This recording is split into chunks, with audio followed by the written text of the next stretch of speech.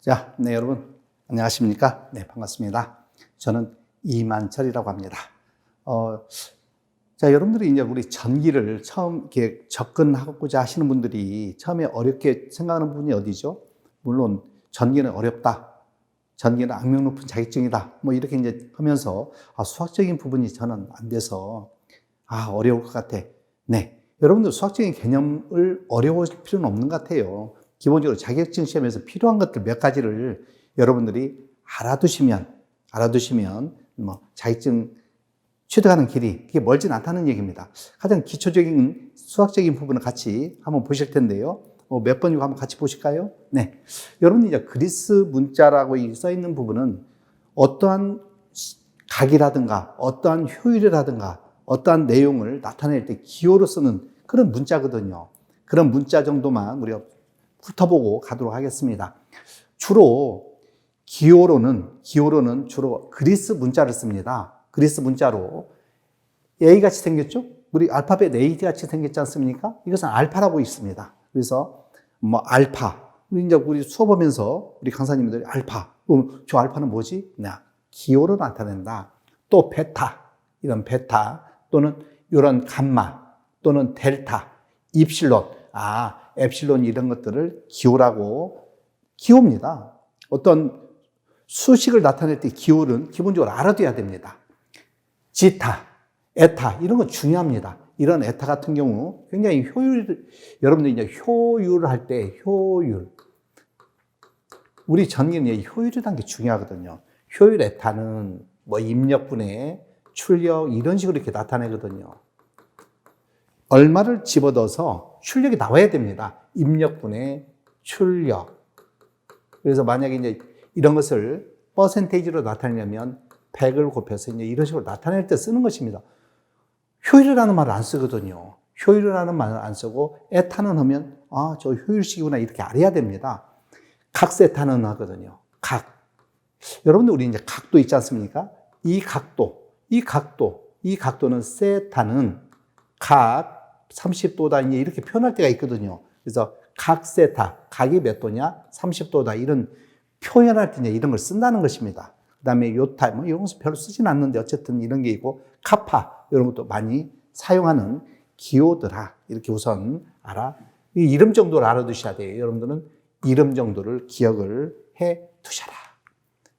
다음에 람다. 이런 것도 이제 각 같은 경우 이 람다 같은 경우도 추후에 보면 파장. 우리는 교류 8을 쓰지 않습니까? 파장이다 등등을 많이 표현하는 식입니다. 물론 그때 사용할 때마다 내용은 이제 그때 좀 파악을 하셔야겠습니다만은 기본적으로 그리스 문자를 이용해서 우리가 어떤 식을 나타낸다더라. 뮤 많이 사용하죠? 뮤. 나중에 이제 여러분들이 전기를 공부하시다 보면 투자율이다. 이런 것을 많이 씁니다. 유전율, 투자율 이런 거 쓰거든요. 유전율이라든가 투자율이라든가 그러니까 이제 이런 것을 우리는 기호로 쓴다는 거예요. 유전율, 입실론은 투자율, 뮤는 해서 이제 공부를 하시게 될 겁니다. 그럴 때 저기 어떤 기호로서 쓰는 거구나. 전하를 유인하는 정도를 말한다. 우리 여러분들이 전기를 공부하실 때 여러분들 우리 선배들이 외국에서 들어오는 원서를 이게 우리 한국말로 표현할 때는 거기에 의미를 부여했거든요. 엘라스트란스라는 것은 전하를 유인한다. 투자율, 자속을 투과하는 비율이다. 이런 식으로 나타낸다는 거. 그래서 뭘로 나타낸다?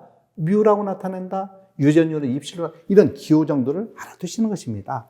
뉴, 그 사이 오미크론 이런 정도가 있다 정도만 보고 읽을 줄 알아야 되거든요. 우리 앞에서 설명할 때, 뮤, 투자율 뮤는 하는데, 저 뮤가 뭐지? 그런 버벅거림이 없도록 보셔라. 여러분들 파이 뭐예요? 많이 보셨죠? 그죠? 3.14, 원주율에서 파이는, 파이꼴로 3.14, 이렇게 해서 우리는 원주율이다. 이런 것도 여러분들이 한 번 정도, 한 번이랑 수없이 들어보셨죠? 그렇지 않습니까? 로. 나중에 이제 여러분들은 저항을 표현할 때 R은 하면서 이런 식을 쓰거든요. 로 A분의 1이다. 이런 이제 식을 쓸 거예요. 그때 이거 A는 면적이고 L은 길이인데 이게 뭐냐? 로, 고유장이다. 이제 이런 식으로 하면서 로라고 읽습니다. 그 다음에 이제 시그마라는 표현도 있죠. 시그마, 타우. 이 타우 같은 것은 나중에 무슨 뭐 시정수라든가 뭐 하면서 나중에 이제 타우라는 이름 정도는 우선 알고 계셔야 됩니다. 입실론 이런 것들이 기호를 이용해서 우리가 수식을 나타낸다더라. 파이, 뭐 각 같은 걸 표현할 때 파이, 카이, 푸사이, 오메가. 이 오메가를 아주 많이 써먹는 식입니다. 이 오메가, W같이 생겼죠? 소문자 W같이 생겼는데 얘를 뭐라고 읽는다? 오메가라고 읽는다. 어디에서? 기호로 나타낼 때. 그래서 이런 것은 나중에 각속도라든가 그런 걸 이용할 때 써먹더라. 각속도. 그래서 아무튼 이런 정도로 우선 이런 기호가 있는데 기호로 쓸 때는 그리스 문자를 읽어야 돼요. 예를 들어서 각속도는 예를 들어서 보시는 거예요. 지금 한번 보는 거예요. 각을 시간으로 나눈 거. 각을 시간으로 나눈 것을 각속도라고 하는데 W는 하면 조금 뭐 그래도 뭐 상관없겠습니다. 그래도 모양 빠지죠. 그래서 오메가는 T분의 세타. 각을 시간으로 나누는 게 각속도다. 이제 이런 정도를 여러분들이 알아두시면, 네. 자, 여러분들이 공부하는데 이제 진행이 없다고 보고요. 다음에 이제 여러분들 보조 단위가 있거든요. 보조 단위. 그래서 이제 단위의 배수라고 그래서 자, 여러분들 이제 우리 1km. 여러분들 알고 있지 않습니까? 1km는 몇 미터죠? 1000m죠. 그래서 1km. 우리는 1km는 얼마다? 1000m. 여러분들 1000m 쓰니까 막네요. 그래서 우리는 1000m라고 하지 않고 다 뭐라고 해요? 1km라고 하죠? 그러니까 결론적으로 우리나라 단위는 기본 단위 체계가 뭘로 되어 있냐면 MKS 단위를 쓴거든요. 우리나라는 뭘 쓴다?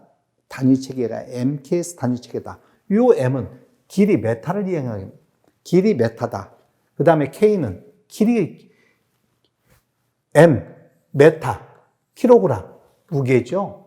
이 S는 세컨드, 뭐예요? 세크, 초죠, 시간. 그래서 길이는 1메타를 기준으로 하고 무게는 킬로그램 단위를 기준 단위로 하고 시간은 초 단위를 기준으로 한다고 알아두셔야 돼요. 그래서 예를 들어서 길이를 보면 1000m, 만약에 1kg, 1kg은 얼마예요? 1000g이죠. 1000g, 1000 대신에 키로로 쓴다 이런 얘기죠. 만약에 1kg이 1000개 있어요. 그러면 뭐라고 쓴다? 자, 이제 여기서 단위를 알아두셔야 돼요. 자, 기본적으로 10의 3승, 키로 알아두셔야 돼요. 10의 6승, 메가 알아둬야 돼요. 10의 9승, 기가, 10의 12승, 테라 정도를 꼭 기억하셔야 돼요. 여러분들 이제 키로, 메타, 메가, 기가 많이 써먹습니다. 그래서 보조 단위, 기본적으로 단위 체계를 알아두실 필요가 있다. 다음에 우리는 이제 일보다 작은 거 있지 않습니까? 작은 수치는 우리는 이제 여러분들 예를 들어서 1000mm가 있다. 1000mm가 있다. 이렇게 이제 쓸 수가 있죠. 1000mm. 그럼 너는 얼마다? 100cm. 100cm죠. 그죠? 100cm는 얼마다? 1m거든요. 결론적으로 1m에 너는 얼마예요? 10의 마이너스 3승이죠. 작지 않습니까? 1mm는 10의 마이너스 3승 메타거든요. 1m가 1000mm라면 1mm는 어떻게 되죠? 1000으로 나눠야죠. 그렇지 않습니까? 1000분의 1, 즉 10의 마이너스 3승 메타. 그러면 이 10의 마이너스 3승은 뭐에 해당한다? 미리에 해당한다. 이런 식으로 여러분들 알아두셔야 돼요. 그래서 이 미리, 10의 마이너스 3승 밀리미터, 미리. 그 다음에 10의 마이너스 6승 뮤라고 쓰고 마이크로라고 있습니다. 마이크로. 다음에 10의 마이너스 9승이죠. N자를 쓰고 나노라고 있습니다. 나노 알아두셔야 돼요. 나노.